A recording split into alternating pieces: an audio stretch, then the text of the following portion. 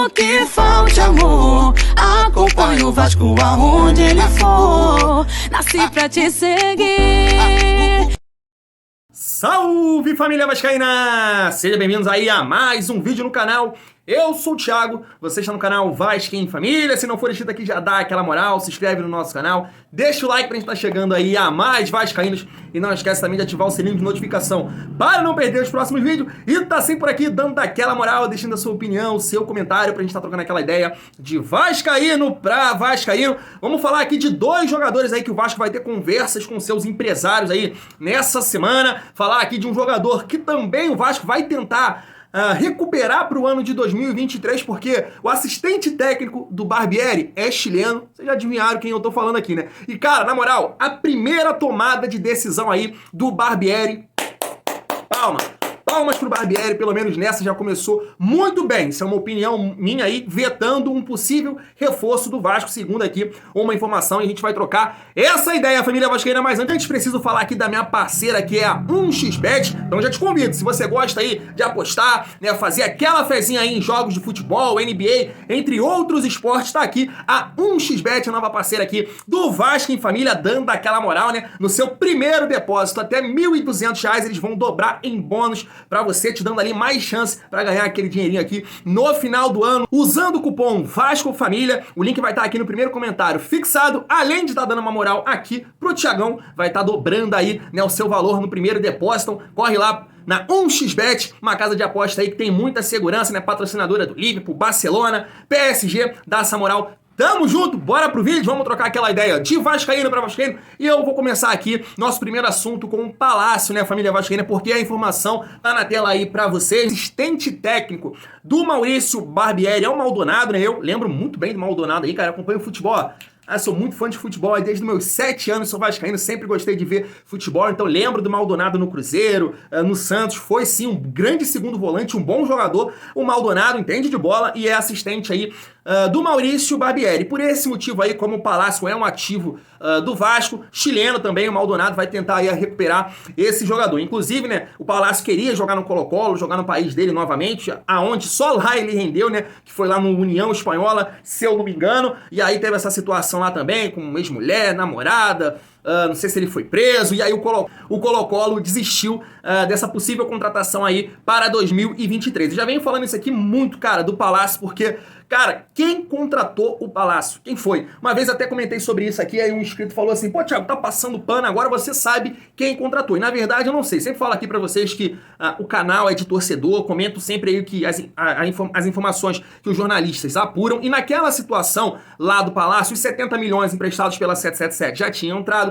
A informação é que a 777 teria disponibilizado aí os scouts, né, a equipe de analista para analisar o mercado e trazer um reforço. O que se falava também, principalmente foi, essa informação, se eu não me engano, foi do Flávio Dias, que falou que o Vasco traria um jogador de seleção, de nível de seleção, mas que não ia pra Copa, então a 77 já tava ali. Então quem foi o responsável? Se foi os scouts, aí o Carlos Brasil do Vasco, se teve a participação de algum profissional da 777, aí sinceramente eu fico bem preocupado. Até a questão do Bissoli também, tô muito preocupado, quem analisou o Bissoli com uma possível contratação. E aí contrataram o Palácio, gastaram aí, sei lá, 8, 9 milhões de reais, que pra mim foi dinheiro jogado fora. Tá, o Maldonado vai estar aí em 2023, vai tentar recuperar o atleta. Só que é o seguinte, cara, o Palácio tem duas situações aí que me incomodam demais no futebol de hoje. Primeiro, fisicamente é um cara muito frágil, né? Ele parece muito ali o Ganso, o Luan é lento, mas, pô, o Ganso tem muita qualidade. O Luan também já teve um bom momento. O Luan do Grêmio teve aquele bom momento que foi o Rei da América, campeão da Libertadores. E o Palácio, cara, só viveu um bom momento lá no União Espanhola e depois no Internacional não demonstrou nada, e no Vasco, numa Série B, nada. Então,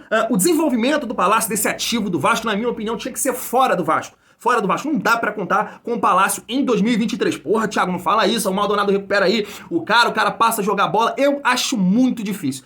Muito difícil. Primeiro, não acho que o Palácio seja profissional, focado ali no trabalho dele, cuidando da parte física, para que aí dentro de campo possa render tecnicamente. A gente viu no início, né, quando o Palácio chegou, quanto tempo o Palácio demorou para entrar em forma, e quando teve as oportunidades, mas matou a planta. Ele viveu daquele gol de falta lá contra o Operário. E outra questão, a gente começa 2023 aí almejando ser um time competitivo. E aí você tem o Palácio como uma opção para jogar numa função tão importante que é ali de meio armador, porque a gente já viu que tentaram nesse ano aí, né? O Jorginho, se eu não me engano, tentou ele jogando ali com ele de volante e também não deu certo. Então, cara, Maldonado tá aí, assistente técnico do Barbieri, quer desenvolver o jogador, tenta emprestar o Palácio para algum lugar. Pelo menos é a minha opinião, família vascaína. Falando agora do Nenê, família vascaína. Segundo uma informação do Atenção Vascaíno, o Nenê deve aceitar a proposta do Vasco aí por uma renovação de 4 meses e depois trabalhar aí na base do Vasco da Gama. E aí eu vejo com muito bons olhos, acho que o Nenê não tem mais físico, né, pra jogar o ano inteiro, pra ser opção numa Série A. Tem muita gente falando que o Nenê dá. Pô, respeito a opinião de vocês, mas a gente tem que entender que eu acho que o Nenê teve muita dificuldade numa Série B e o nível da Série A é muito maior, é muito mais intenso, é muito mais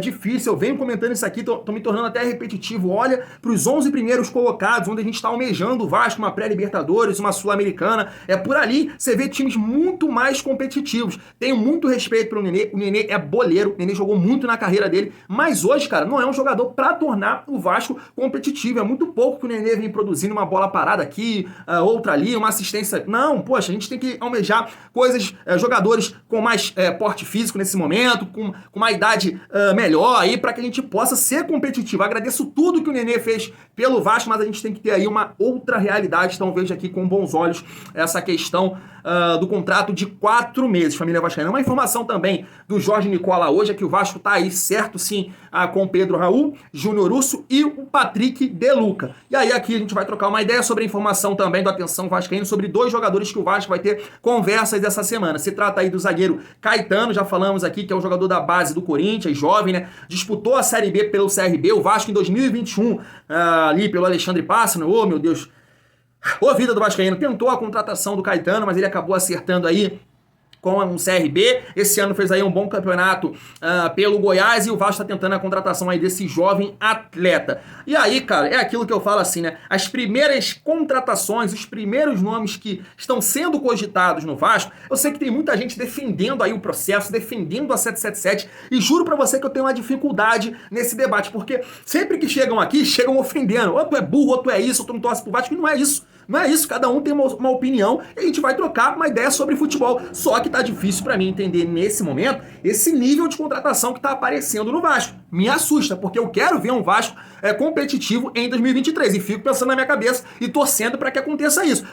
Existe alguns nomes de mais qualidade que o Paulo Brax tá conseguindo esconder aí dos jornalistas que estão apurando e vão ser anunciados no Vasco. Porque o Caetano, vamos lá, vamos supor, Caetano chega no Vasco hoje, pô, pelo amor de Deus, para ser titular de uma zaga do Vasco, um sistema defensivo que tem que ser forte na elite do futebol brasileiro. Sempre que o Vasco disputa a Série A, tem zagas horrorosas e passa dificuldade muito com essa situação e aí acaba caindo. Então começa ali pela casinha bem ajeitada, tem que trazer jogadores na zaga, laterais, goleiros de muita qualidade. O Caetano, na minha opinião, é mais um jogador para compor elenco, e aí vamos ver se o Barbieri vai conseguir desenvolver o jogador. É um dos motivos que o Paulo Brax falou, né, de desenvolver jovens talentos, e o Caetano é um jogador jovem, mas na minha opinião não chega de forma alguma para ser titular. E aí você já tem jogadores no atual elenco que nenhum pode ser titular, nenhum. Conceição, Miranda, Zé Vitor, Caetano, se chegar, pelo amor de Deus, não assusta o coração do vascaíno. Tô preocupado, mas tô aí aguardando e torcendo para que o Paulo Brax tenha alguns nomes aí mais de qualidade guardados para anunciar para a torcida vascaína. Um outro nome é do lateral direito aí, Igor Silva. Já falamos sobre ele aqui, é um jogador que joga no Lorient da França, né, lateral direito, uma função carente hoje do Vasco, onde o Vasco vai precisar aí de 2 jogadores, já que só conta, né, como o Paulo Brax falou, com o Paulinho lá no Sub-17, é um projeto futuro, então o Vasco vai ter que trazer 2 jogadores. Aí é um jogador que eu não conheço.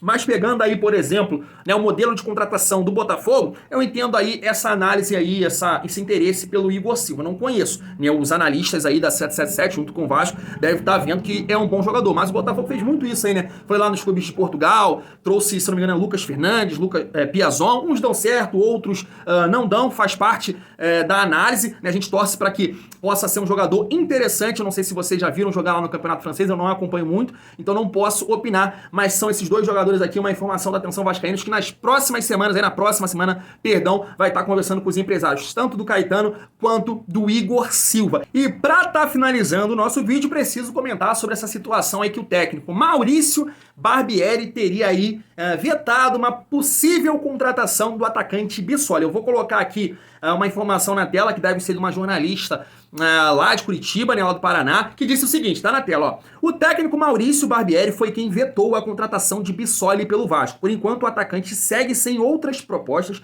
e deve se apresentar no dia 15 no CT do Caju. A ideia do Atlético é negociar o jogador. Bissoli não será aproveitado pelo Atlético Paranaense em 2023. Aí, você pega meu início do vídeo aqui, que eu falei que estou muito preocupado com os analistas aí que contrataram o Palácio, e eu não sei se houve algum profissional da 777 que analisou essa situação. Fico preocupado aqui com o atacante Bissoli. Família vascaína, eu sei que você vai falar assim, não, pô, mas vale a aposta, tem jogador que, poxa, não rende no outro clube, pode render no Vasco. Fica até estranho eu falar isso, né, porque foi um jogador que fez 14 gols no Campeonato Brasileiro, mas foram 8 de pênalti. 8 de pênalti. Eu vi o Avaí jogar algumas oportunidades e vi o Bissoli. Cara, no Vasco tem jogadores que têm um nível técnico superior. Figueiredo, Egnaldo, esses jogadores que o Vasco tem que aproveitar, porque você apostar em outro jogador, não. E aí, fico muito preocupado com essa situação aí da análise do Bissoli, porque foi um jogador que em 2022 não mostrou nada que valesse aí a aposta do Clube de Regatas Vasco da Gama. É isso. Ponto.